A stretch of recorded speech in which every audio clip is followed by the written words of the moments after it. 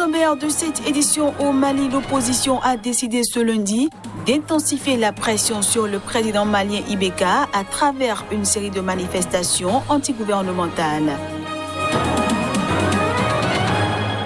Au Soudan, quelques 3000 personnes ont défilé ce lundi dans les rues de Khartoum pour réclamer une accélération de la transition.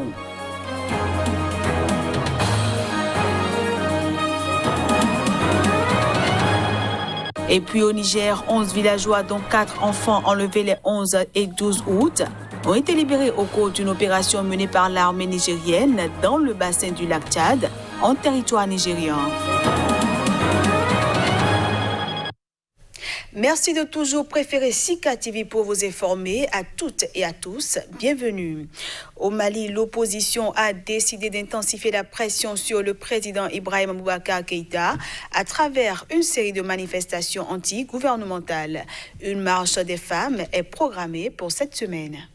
L'opposition malienne a annoncé ce lundi de nouvelles manifestations pour réclamer le départ du président Ibrahim Boubacar Keïta, avec en point d'orgue l'occupation d'une place symbolique au cœur de Bamako. Ces nouvelles manifestations sont organisées alors que les médiations internationales n'ont pas permis de dénouer la crise sociopolitique qui ébranle le pays depuis juin. Des caravanes de sensibilisation composées essentiellement de motos vont sillonner Bamako de mardi à jeudi selon les opposants. Selon les explications de Diawara Zainabou Sidibé, une proche de l'imam Mahmoud Diko, figure de proue de la contestation, les femmes des marchés, les femmes intellectuelles et les femmes des différentes communes prendront les rues jeudi pour montrer ce dont elles sont capables. Le mouvement du 5 juin, Rassemblement des forces patriotiques de Mali, a ensuite appelé à un grand rassemblement. Et ce, après la prière du vendredi sur la place de l'Indépendance, épicentre du mouvement lancé en juin par cette coalition hétéroclite de guides religieux, d'opposants politiques et de membres de la société civile. Les manifestants seront invités à camper sur la place jusqu'à samedi ou dimanche. D'autres manifestations sont également programmées les 25 et 26 août prochains. Le Mozambique reçoit le soutien de ses pairs dans la lutte contre le terrorisme. La communauté de développement des pays d'Afrique australe a salué les efforts du pays dans la lutte contre les djihadistes. Les détails.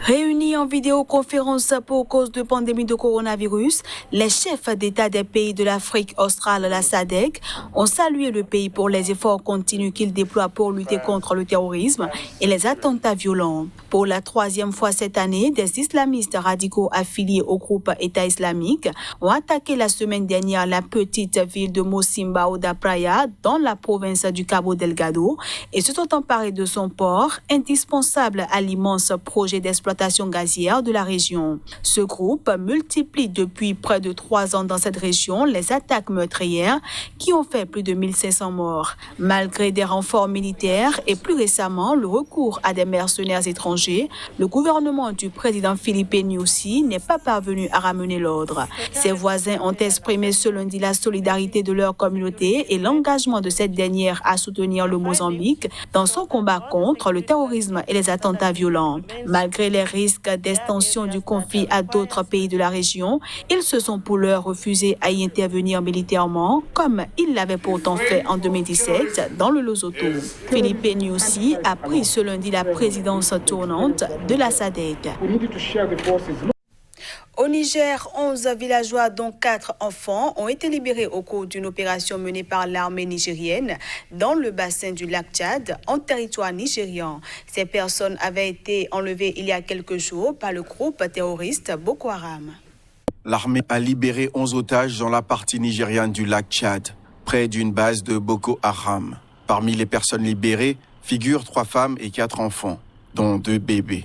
Le secrétaire général du gouvernorat de la région de Difa, Yahaya Godi, a indiqué que ces 11 personnes avaient été enlevées les 11 et 12 août par le groupe terroriste Boko Haram dans 2 villages dans la commune de Guesquerou, une commune bordant le lac Tchad dont les rives sont partagées entre le Niger, le Tchad et le Nigeria. Les ravisseurs ont été traqués par nos militaires qui ont réussi à libérer les otages alors que leur famille s'apprêtait à verser une rançon de 2 millions, soit 3 000 euros. selon la télévision publique nigérienne qui a montré des armes, des munitions, des ravisseurs récupérés. L'armée a porté un coup dur à l'ennemi, a commenté Yahya Godi en accueillant les ex-otages. Les prises d'otages contre versement de fortes rançons sont fréquentes dans la région de Difa, exposée depuis 5 ans aux raids meurtriers des djihadistes de Boko Haram et de l'ISWAP. Le Niger doit faire face dans l'ouest à ses frontières avec le Mali et le Burkina, à de fréquentes attaques de groupes djihadistes sahéliens, dont l'État islamique au Grand Sahara. Ce journal se poursuit au Soudan. Des milliers de manifestants ont réclamé ce lundi justice et paix dans les rues de la capitale, Khartoum. Ils ont fait part de leur déception 1 an après la signature de l'accord de transition entre l'armée soudanaise et les contestataires après la chute du président Omar el-Béchir. Arborant des drapeaux soudanais et des banderoles sur lesquelles ils réclamaient justice, paix, réforme du système sécuritaire ou encore mise en place d'un pouvoir civil, quelques 3000 personnes ont marché au son des tambours jusqu'au siège du gouvernement au cœur de la capitale soudanaise. Et ce, à l'appel du comité de lutte des résidents, une des composantes ayant mené la contestation anti-Béchir. La plupart ont fait part de leur frustration liée à la lenteur dans la réalisation des objectifs de cette période transitoire, 1 an après la signature de l'accord. Nous sommes venus souligner une chose. La rue est toujours vivante. Nous insistons sur la nécessité de l'unification. Je voudrais rappeler que nos revendications sont une et que cela ne changera pas. La plus importante est le châtiment pour les martyrs et deuxièmement, la justice sociale. Ensuite, la formation des conseils législatifs, la formation de la commission de la paix et l'achèvement des structures de pouvoir.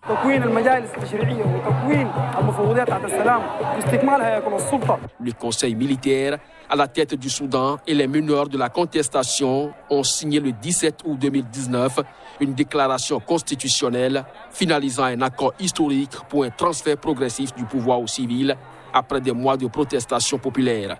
Le texte prévoit des élections en 2022 pour prendre le relais d'un conseil législatif qui n'a toujours pas été mise en place, ainsi que l'aboutissement des négociations de paix avec les mouvements rebelles dans l'ouest et dans le sud du pays et le redressement de l'économie exsangue. Au Nigeria, le ministre de l'Aviation Hadi Sirika a annoncé sur Twitter ce lundi que le pays allait reprendre ses vols internationaux le 29 août prochain, en commençant par Lagos et Abuja. Il a ajouté que les procédures et le protocole sanitaire à mettre en place seront annoncés en temps utile. Cette reprise des vols internationaux entre dans le cadre d'une levée progressive des mesures de lutte contre la pandémie de nouveau coronavirus. Pays le plus peuplé d'Afrique, le Nigeria a fermé son espace aérien en mars pour lutter contre la Covid-19 qui a officiellement contaminé à ce jour 49 068 personnes et fait 975 morts dans le pays. Le Nigeria a repris, rappelons-le, ses vols intérieurs il y a 6 semaines. Et puis, le Ghana s'apprête à rouvrir ses frontières le 1er septembre prochain. Elles étaient fermées pour limiter la propagation du nouveau coronavirus. Le président Nana Akufo-Addo a fait l'annonce ce dimanche dans un discours télévisé. Il dit espérer que le pays sera prêt avant cette date. C'est depuis le mois de mars que le Ghana a fermé ses frontières terrestres ainsi que les aéroports, les écoles et interdit les rassemblements publics pour contenir la propagation du virus. Dans un discours télévisé, le président Nana Akufo-Addo a affirmé que des instructions ont été données afin que les frontières soient ouvertes. Je sais que beaucoup demandent quand nos frontières et en particulier notre aéroport international, l'aéroport international de Kotoka, seront ouverts, a déclaré le chef de l'État ghanéen. Conformément à mes instructions, le ministère de l'Aviation et la compagnie des aéroports du Ghana travaillent avec le ministère de la Santé et ses agences pour s'assurer que nous soyons prêts à rouvrir notre aéroport d'ici le 1er septembre, a-t-il ajouté. Je m'assurerai toutefois que nous soyons en mesure de tester chaque passager qui arrive dans le pays pour éviter la propagation du virus. Le Ghana, l'un des pays d'Afrique de l'Ouest ayant réalisé le plus de tests, a recensé 42 653 cas de coronavirus, dont 239 morts pour quelques 30 millions d'habitants. Voilà qui vient mettre un terme à cette édition que je vous remercie d'avoir suivi. À bientôt.